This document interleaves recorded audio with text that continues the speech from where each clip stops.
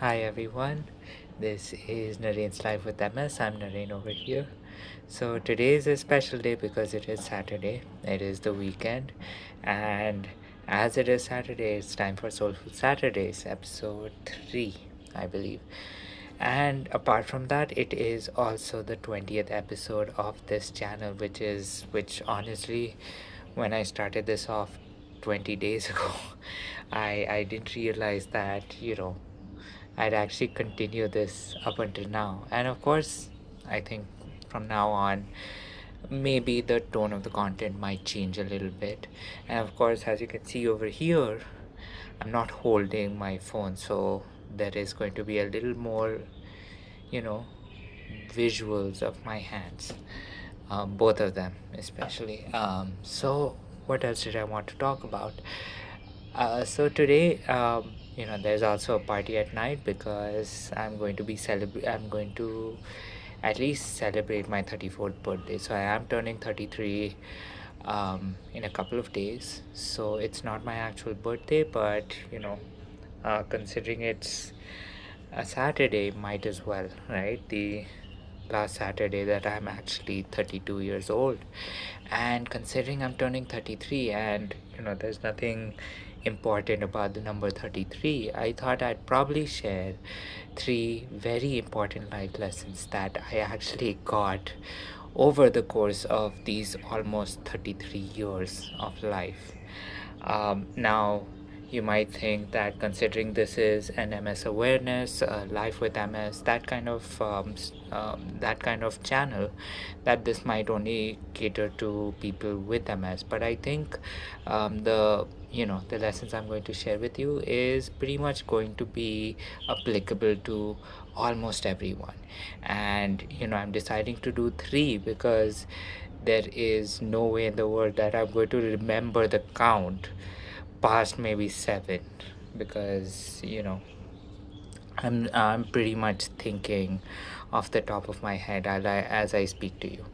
So let's start off. So the first lesson I do have for you is to always try to include doing what you love every single day. Now, when I say this, a lot of people say, oh, yeah, turn what you love into your job, or, you know, find a way to make sure that whatever you love earns you money. That's all fine and dandy, but usually what ends up happening as a result of that is that you add stress to the thing you love, right? And I think one thing that I absolutely love, for example, is Pokemon. And I actually thought that why don't I start a channel about Pokemon, become a PokeTuber. And the one thing that actually stopped me was that turning my channel into Pokemon would, or at least becoming a PokeTuber would probably make Pokemon more stressful than fun. And as you know, with me, I'm not great with stress. So that for that reason, I just want to say that incorporate whatever you love almost on a daily basis, right? um, and it's very easy. You can do it for however long, right? I mean, even if I want to go off on a tangent, I and actually put stress into it. So one thing, I love to poop, because that time that you have in the bathroom on top of your ceramic throne, your porcelain throne, turns out to be the time that you get to be Plato, Socrates, and Plato or Socrates, do all of the philosophy pretty much of your life during the time that you are sharing that.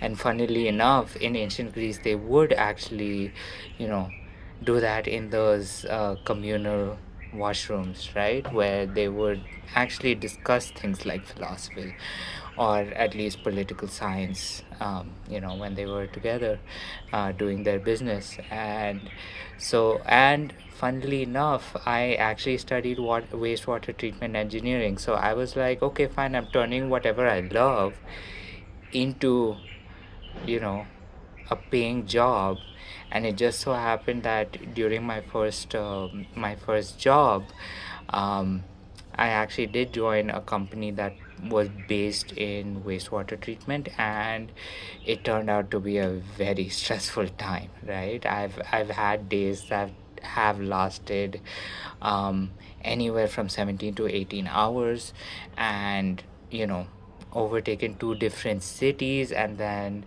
you know somehow I had to wake up the next morning again to pretty much work. So I'm definitely not I'm definitely a little against the idea of turning whatever you love into a career, but definitely do incorporate whatever you love into your daily lives, just so you have that one area of peace, that one area where you can be like, okay, I'm looking forward to this today. So that is life lesson one. Now going to life lesson two. um, find a way to be all right with hanging out with yourself, right? And by that I mean, how happy are you if you are alone with yourself, right? Are you happy at that moment? Are you satisfied? Are you content? A lot of times it turns out that a lot of people, they don't like the idea of being by themselves, and for me, I can talk you know I can talk the ear of any person who is willing to listen or lend a ear. A lot of people usually say that I'm usually the quiet guy, but if I do get to start talking, it's very hard for me to stop. And that is one thing I also want to tell you, that if you do like to hang around people, how good are you with hanging out just by yourself?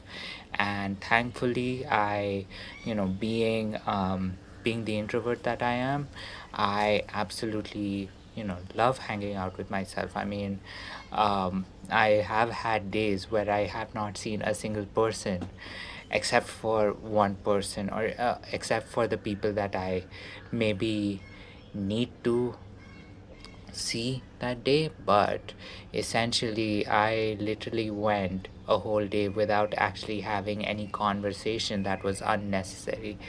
And honestly, if you are able to do that, you know you will be a little happier just being by yourself, right? And especially, and here is where I actually put MS into this. MS, it turns out to be a disease that tends to isolate you, even when you are with other people who have the same disease you do. Chances are your symptoms might not be the same, your timelines might not be the same. There might be a chance that you're 9 years into your disease and that other person is 2 years into their disease, but their disability is a lot higher, or your disability makes you do this versus they have a completely different response to it. You might even be on different medications, and the other medication, you don't have a different you have a completely different reaction to each other's medication. So there is always that one case where um, you know you do have to understand that MS, while there are quite a few patients with MS, there are a lot more people that are being diagnosed with MS nowadays.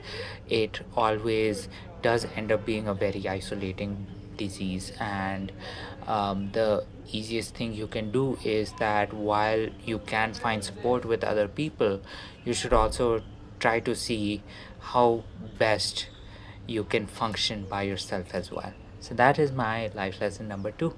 And now going on to life lesson number three. And this one, okay, I'm going to go more towards the vanity side over here, and I'll be a little quieter.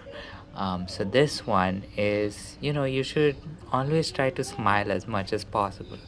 Now, why do I say that? Well, so while I talk about MS, and I know MS is a relatively rare disease, um, there is another condition that unfortunately every single person in this world will have to face. And funnily enough, like MS, it also has two syllables, and that is aging.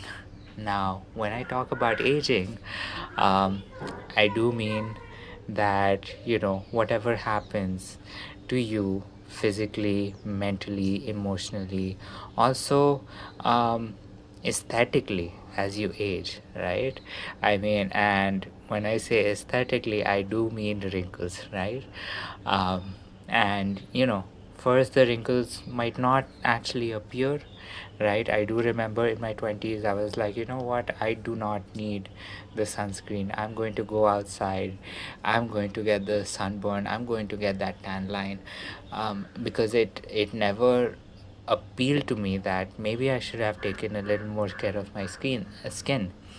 And now that I think back on it and look at some of the wrinkles I have, I try to make sure I have at least what I would like to call the um, attractive wrinkles, the laugh lines, maybe some crow's feet, anything that makes it look like, I've had a life where I've been happy.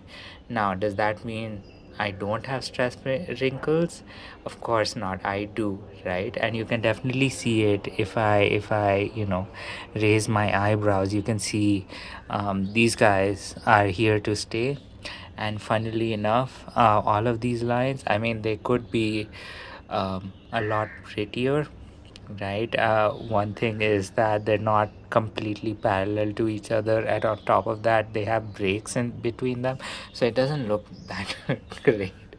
But essentially, I try to laugh as much as possible, I try to smile as much as possible, because I'm like, I'd rather have these I'd rather have wrinkles that make me look like I've got laugh lines, um, crow's feet that makes it look like, okay, fine, I'm laughing as much as possible, over having those stress tan lines, sorry, not tan lines, but those stress wrinkles, right, that tend to happen because I'm frowning or maybe raising my eyebrows too much.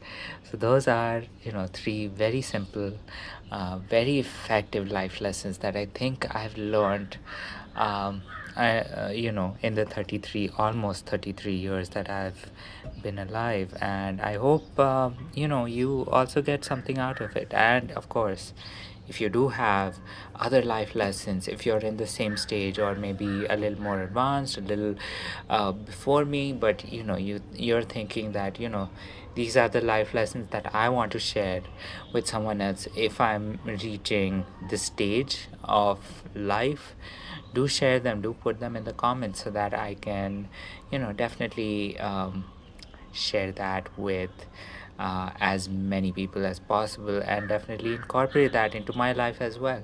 So this has been Nareen's Life with MS. I am Nareen. I know this has been a longer than usual Soulful Saturday session, um, Soulful Saturday episode, but I do hope you did like a slightly different, a slightly different tone to one of these videos. And I hope, if you do like it, I can keep more of an upbeat attitude as I, interact with you. So thanks so much, and have a great Saturday.